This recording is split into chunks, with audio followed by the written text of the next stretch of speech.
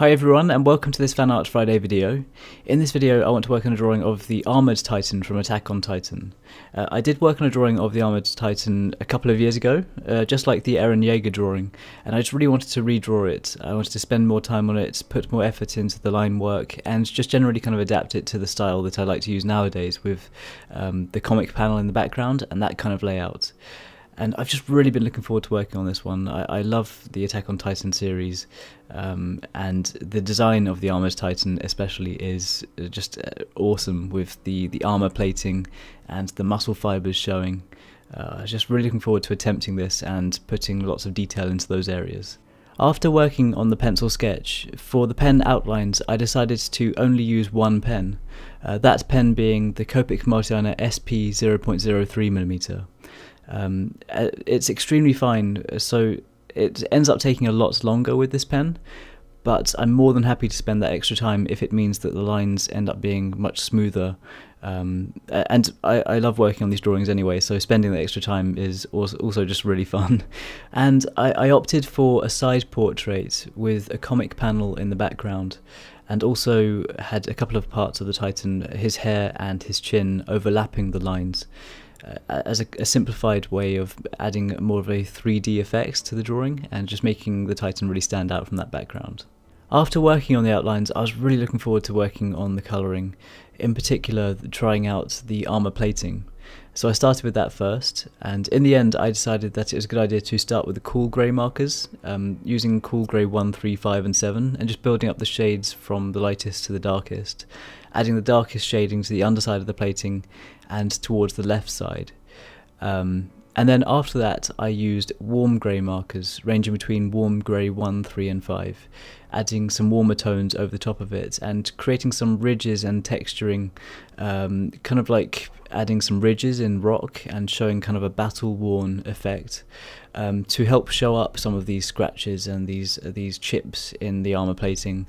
I used a white Prismacolor pencil, and as soon as I started adding that I was really pleased with the effect it gave, using this kind of around the outside edges of the armour plating to define the shapes amongst the dark shading, and also just to show up some of the chips and the scrapes in the armour. And I just continued that same process for each of the sections of the plating. So that was my method for creating the armour plating. Then when it came time to work on some of the muscle fibres that are in between some of these areas, so the muscle fibres that are visible on his forehead, around his eyes and on his cheeks, I started with some dark colouring with a cardinal, adding some really deep red colouring with this and adding streaks across, trying to create that fibre texture. Then in between that, to add a mid-tone of colour, I used a crimson marker. Then to add more shading within these areas I used the cool grey markers and added highlighting with the light pink, and then finally to add some more highlighting along the edges of the fibres I used the white Prismacolor pencil. To add a little bit of colour to his eye I used light reddish yellow and eggshell markers, and then I made sure to add lots of highlighting with a Uniball Signo Broad white ink pen. And then lastly for the eye I used a white Prismacolor pencil to add a highlight running horizontally across, as it's kind of a really simple and effective way to make the eye look like it's really glowing. After that I continued the same methods for creating more of the armour plating, starting with the cool greys, building up the darker shading and then using the warm grey markers over the top of that. Also using the white Prismacolor pencil to add ridges and damaged and like battle-worn effects to the armour plating. It's such a fun process, and it was the reason why I was really looking forward to working on this and trying to create this effect. I used a similar colouring technique for his teeth with the cool greys and the warm greys, and then added some darker shading around the gums, also using the same methods as I did for the muscle fibres for that, with the cardinal and the crimson, building up some cool grey markers over the top of that. And then I decided to use the Uniball highlighter pen to add some highlighting to create that kind of wet texture to the gums. And after seeing how effective this was, I decided I was going to use that for all of the muscle fibres. So I started adding that to the muscle fibres around the eye, and just seeing this effect really contrasting the different textures of the armour plating, I was really pleased with this and I wanted to use it throughout. So after colouring the armour plating around his chin, I was then really looking forward to adding the colour to the large area of muscle fibres around his cheek. And it was in this area that I noticed how important it was to use the cool grey markers to add some shading, because if I just left it to Crimson and Cardinal, then it would have just looked so much flatter.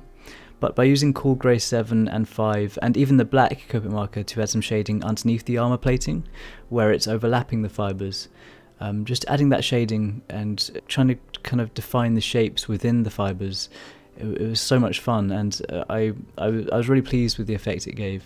And then also using the Uniball highlighter pen to create that texture, I was really pleased with this, and hopefully it worked out. I continued the same colouring techniques for the rest of these areas, and even used a similar armour plating technique for his ear, using the same colours for that. And then when it came time to adding colour to his hair, I wanted to keep it nice and simple, as to not kind of take away from the details I added to the armour plating and the muscle fibres. So I added a base layer of colour with Cool Grey 3, and then added shading to the undersides of some of the lower parts of the hair with Cool Grey 5 and 7. Then, for the final stages of this drawing, for the background I added a layer of shading with Cool Grey 3, and left an area towards the bottom to show where the steam is pouring out of the Armoured Titan. Then, to create a layered effect within this, I added layers with Cool Grey 3, the white Prismacolor pencil, and the Uniball highlighter pen. I also used the highlighter pen to add a highlight going around the Armoured Titan, and to add some particle effects in the background. And after that, this drawing was completed. Overall, this drawing took about 5.5 hours to complete, and as you can probably tell, I absolutely loved working on it. I had been looking forward to working on this one for a long time. Trying to create the contrasting textures between the armoured plating and the muscle fibres turned out to be so much fun, and I would really like to work on some more drawings like this soon. If you have any suggestions for future fan art, fantasy art or tutorial videos, then please let me know in the comments below. Any suggestions are hugely appreciated. If you enjoy videos like this, then make sure you're subscribed, and any likes or shares really mean a lot to me. If you want to follow my progress and keep updated with all of the stuff I work on through the week, then be sure to check out the links in the description box below to check out my Twitter, Facebook and Instagram. And once again, thank you so much for the support, and thank you so much for watching this video. I really hope you enjoyed watching, and I hope you're having a great day, and I'll see you all soon.